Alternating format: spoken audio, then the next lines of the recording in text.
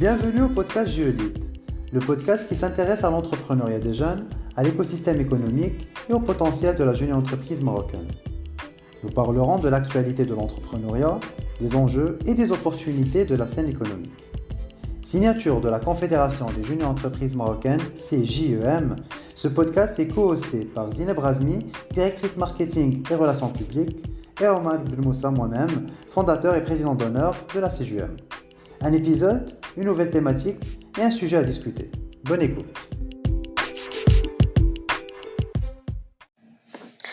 Gérer vos conflits, c'est votre responsabilité.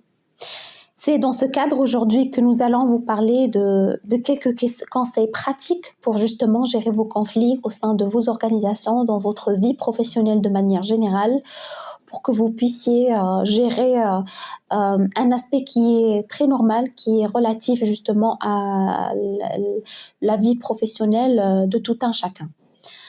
Et du coup, on va essayer de vous parler de quelques cas pratiques, de quelques outils, de ce que nous vous recommandons de faire, de nos expériences et de nos retours d'expérience par rapport à des situations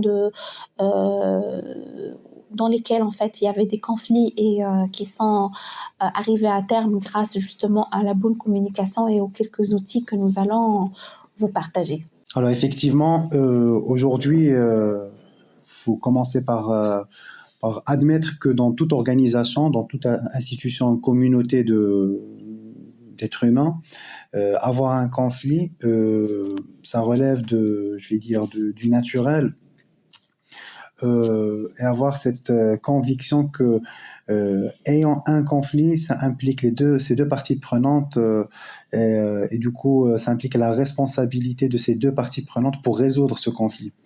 Et dans ce sens, dans ces différents procédés qu'on pourrait vous recommander, partager avec vous, ce sont c'est une boîte à outils pratico-pratique où ça demande déjà une certaine maturité professionnelle et une sorte d'éveil de tout un chacun et une prise d'initiative de toutes ces parties prenantes.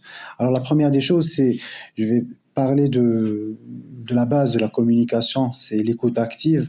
Et pour bien comprendre c'est quoi la base du conflit, il faut déjà définir le quoi.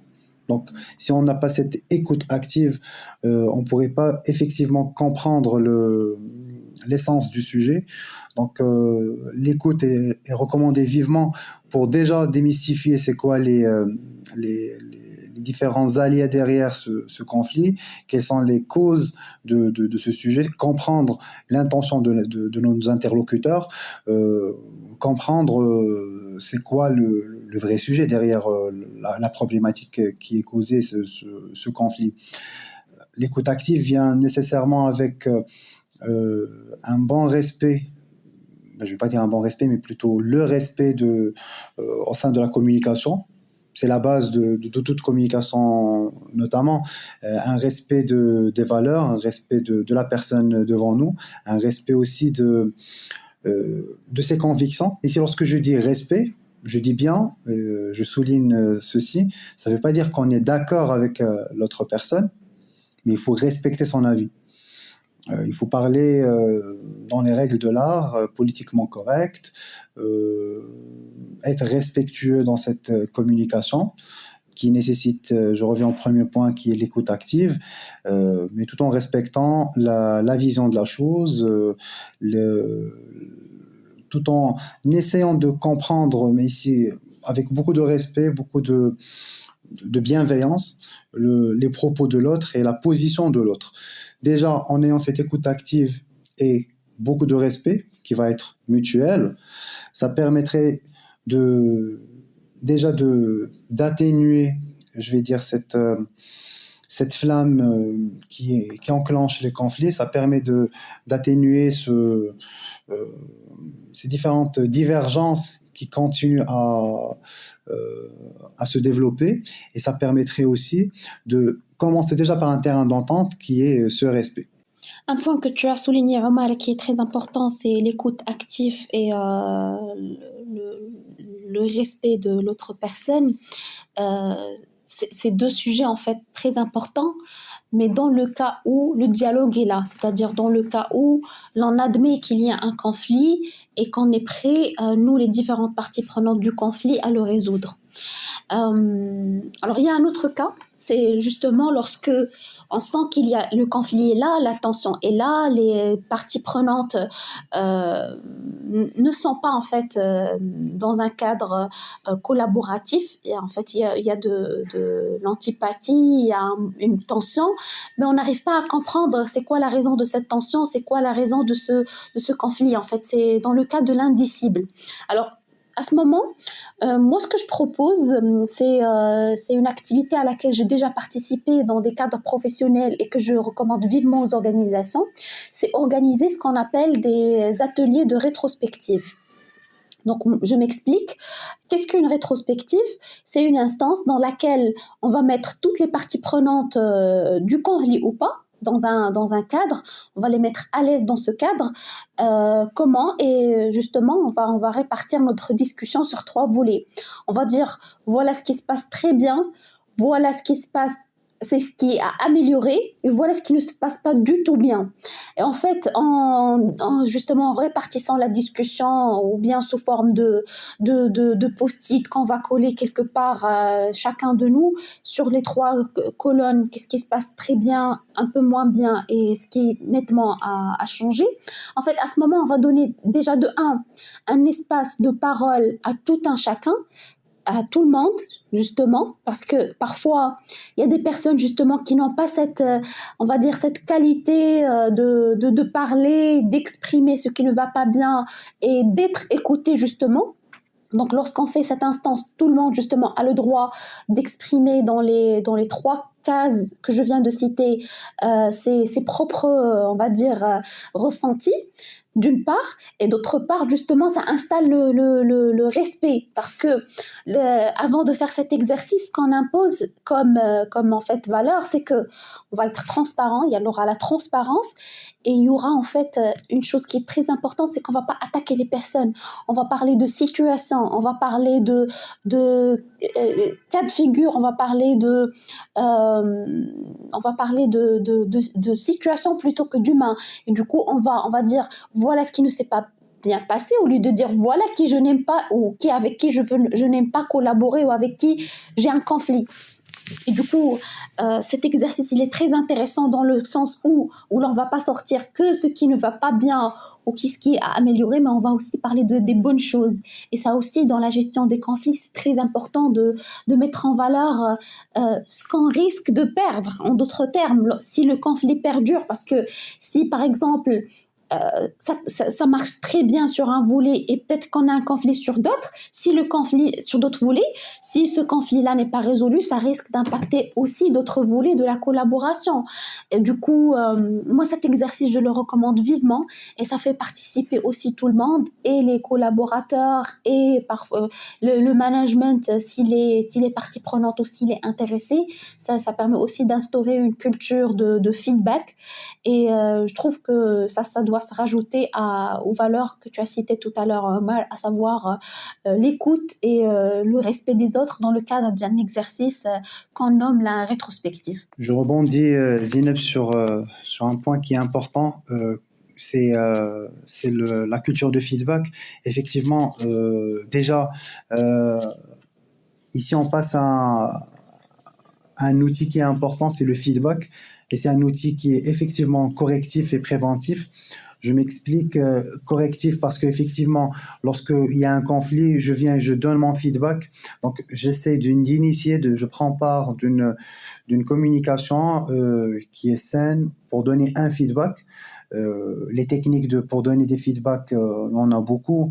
On pourrait en parler par la suite dans un autre épisode, mais là, en fait, le giving feedback, c'est quelque chose qui est très important parce que ça permet parfois de résoudre des quiproquos, des incompréhensions qui sont vraiment très très simples. Et c'est juste parce que j'ai pas partagé mon avis, j'ai pas partagé ce que j'ai compris, j'ai pas partagé ce que j'ai perçu, Et du coup, on n'arrive pas à s'entendre et ça crée un malentendu qui se transforme vraiment en petite zizanie qui va devenir un conflit entre ces différentes parties prenantes. Euh, et effectivement, ce feedback permet de créer une certaine transparence des différents avis les uns et les autres. Bien sûr, tout en se basant sur de l'écoute active et du respect. Et ce que tu as proposé comme procédé qui est important, c'est la rétrospective. Euh, c'est un outil qui est assez fort dans la mesure où ça permet de donner un contexte, de donner un cadre au conflit et de le régler dans un cadre d'un écosystème global, qui est quelque chose qui est important, euh, qui va sortir de son lot. On va plus avoir cette focalisation une, mais on va être dans une focalisation zéro pour voir vraiment de façon wide la vraie problématique. Ça, c'est un bon outil. Mais soyons pragmatiques aussi. Je vais faire maintenant l'avocat du diable. Ceci nécessite un management impliqué, nécessite une implication de tout un chacun et nécessite une bonne foi. C'est malheureux de dire ça, mais ça nécessite une bonne foi mutuelle et une bonne intention des deux parties prenantes. Et parfois, c'est au-delà de la bonne foi, mais c'est juste d'être, je vais dire, au même niveau, dans la même longueur d'onde en termes de système de valeurs et en termes d'attente tout un chacun. Ça ne veut pas dire qu'il y a quelqu'un qui est fautif et l'autre non, mais parfois, lorsqu'il n'y a pas vraiment on n'est pas en phase et à cheval sur le système de valeurs, sur les attentes de tout un chacun, je vais dire, si on n'est pas d'accord sur la base, c'est difficile d'être d'accord sur les branches et sur les conséquences de nos actions. Du coup, ici, la question qu'on va se poser, c'est, OK, on est dans cet état d'esprit, on est dans cette configuration. On fait quoi? On a des conflits, est-ce qu'on ne peut pas les gérer? Ben oui, on pourrait les gérer. Ici, on va être dans cette... ben, c'est pour ça que je l'ai laissé jusqu'à la fin. Si on essaye vraiment d'initier une communication et ça ne donne pas, c'est toujours stérile. Si on essaie de faire le pas, de prendre cette initiative, c'est toujours stérile. Ben, on pourrait dire que le dernier recours, à mon sens, c'est être pragmatique, c'est se baser sur son pragmatisme et sur sa maturité professionnelle. Je souligne professionnelle parce que ici on parle des conflits dans le cadre des organisations.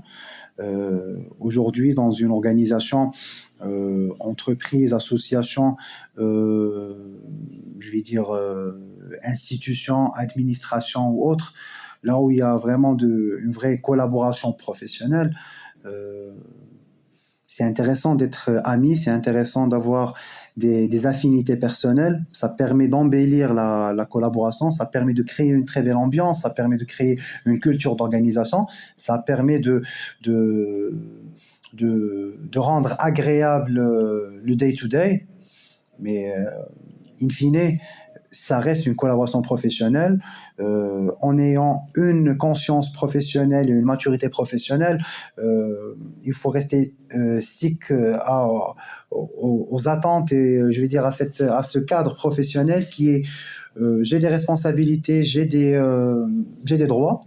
Il y a une certaine matrice RACI dans cette organisation qui permet de définir et de mettre en avant le pourquoi du comment de tout un chacun, qui fait quoi, le pourquoi de la chose, et en étant convaincu cette fois-ci de mes droits et de mes responsabilités, en étant convaincu de tes droits et de tes responsabilités, ça te permettrait de, de, de donner la juste valeur au conflit. Et j'insiste sur ça parce que parfois, pas parfois, mais généralement, les conflits prennent plus d'ampleur parce que il y a le côté humain, personnel, subjectif qui rentre dedans et qui va amplifier le ressenti, qui va essayer d'expliquer, d'interpréter, surtout interpréter, et de faire de relier cette action avec d'autres actions, de créer toute une histoire, de créer tout un scénario. Euh, Chose que je comprends parce qu'en fine, on est des êtres humains. Mais lorsqu'on va se dire, mettons les choses dans leur contexte, on est dans une organisation, il y a un cadre professionnel, j'enlève mes propres affinités personnelles. Aujourd'hui, voilà mes attentes corporate et voilà mes droits professionnels aussi. Et du coup, en ayant cette conviction, on donne la juste valeur à la problématique et au conflit. On est capable de demander le juste, la juste contrepartie et le juste, je vais dire, interfaçage avec l'autre personne dans les règles de l'art, avec beaucoup de respect. Je reviens encore au respect, parce qu'in fine, on se dit, on est dans une organisation, nos attentes sont professionnelles premièrement, et par la suite, s'il y a d'autres affinités, ben, c'est une bonne chose. Sinon, c'est malheureux, mais la vie continue parce qu'il y a une organisation, il y a une plus-value business qui est derrière, il y a des investissements, il y a des retours sur investissement qui sont attendus, il y a des collaborations qui doivent être mises en place et qui doivent être réussies au-delà de cet aspect personnel et subjectif. Moi, j'ajouterais un dernier volet par rapport à ce sujet qui est celui de la gestion de conflits et des conflits professionnels. En fait, c'est que parfois, les personnes face au conflit n'ont pas, on va dire, la capacité d'exprimer ce qui ne va pas et de justement chercher une solution à ce conflit-là.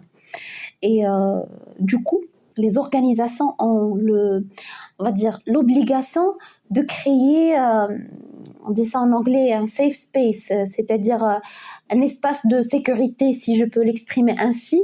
Dans le cadre de cet espace, les personnes pourront exprimer justement ce qui ne va pas, surtout lorsqu'il s'agit par exemple d'un conflit entre un employé et son N+1, son manager. Donc, dans ce cas-là, il faut vraiment avoir un cadre qui permet justement à cet employé de s'exprimer, de pouvoir dire ce qui ne va pas, de pouvoir justement reconnaître ses droits professionnels, ses droits justement à travailler dans un environnement qui n'est pas toxique, un environnement où il n'y a pas de conflit.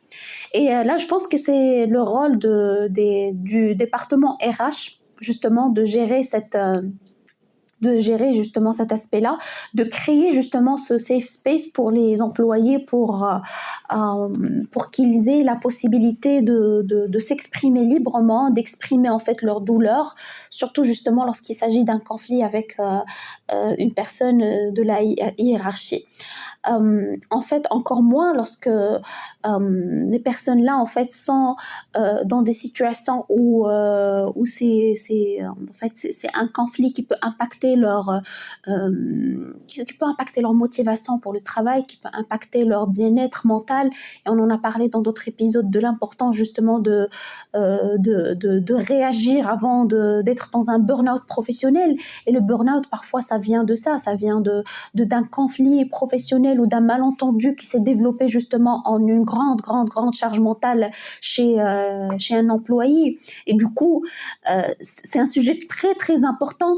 C'est un sujet très primordial qu'il faut prendre vraiment au sérieux parce qu'on ne le fait pas assez aujourd'hui. C'est très important, la productivité chez l'entreprise, oui, parce que c'est la raison d'être de l'entreprise. C'est très important, la valeur business, comme tu l'as dit, Omar.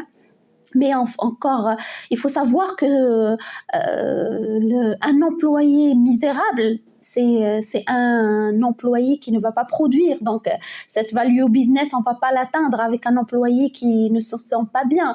Et du coup, même en termes économiques, c'est dans notre intérêt que nos employés soient épanouis. Et du coup, d'où l'importance justement de créer ce safe space dont j'ai parlé, dans lequel les employés peuvent exprimer ce qu'ils ressentent lorsqu'ils sentent un conflit. Comment ça peut se matérialiser de manière très simple, d'encourager les échanges one-to-one avec les RH, de faire un canal ou un comité avec les RH de manière en fait périodique, ou de créer justement une boîte à réclamation de manière anonyme, bon, enfin pas anonyme, mais bon, l'idée c'est de créer le cadre pour qu'on puisse gérer les conflits. Moi, j'attaquerai plutôt ce sujet aussi d'une façon plus pragmatique et plus, je vais dire, cartésienne et rationnelle. C'est que aujourd'hui, chaque entreprise a sa culture. Si on parle du cadre d'entreprise ou d'organisation professionnelle, il y a un style de management, il y a une culture d'entreprise qu'on veut mettre en place. Et du coup, les personnes recrutées, en fait, c'est comme si je vais faire une petite métaphore, c'est que on se retrouve dans un bateau. Et du coup, il faut choisir les personnes qui vont être à bord. Des personnes qui vont pas être anti-océan, des personnes qui vont pas être anti-vent. Et du coup, il faut créer un cadre. Effectivement, c'est le rôle du management, mais aussi il y a le rôle du management et la responsabilité de ce management de choisir les personnes, de faire une sélection de telle sorte, on va créer et on va être sûr que les collaborateurs vont pouvoir s'entendre et vont pouvoir créer de belles synergies et vont avoir entre autres un bon track record de collaboration in fine.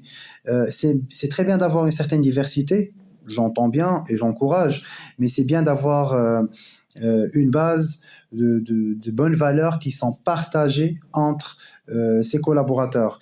Et c'est ce qui va avoir à minima une sorte d'empathie globale qui va envahir cet environnement de travail et qui va permettre au cas de conflit, au moins on a des bases de bien gérer ce conflit et on est tous responsables et convaincus qu'on est les responsables pour le résoudre. C'était tout pour cet épisode. N'hésitez pas à partager avec nous vos commentaires, feedbacks et propositions de thématiques à discuter. Vous trouverez également les épisodes de GeoLead sur toutes les plateformes de podcast. À bientôt!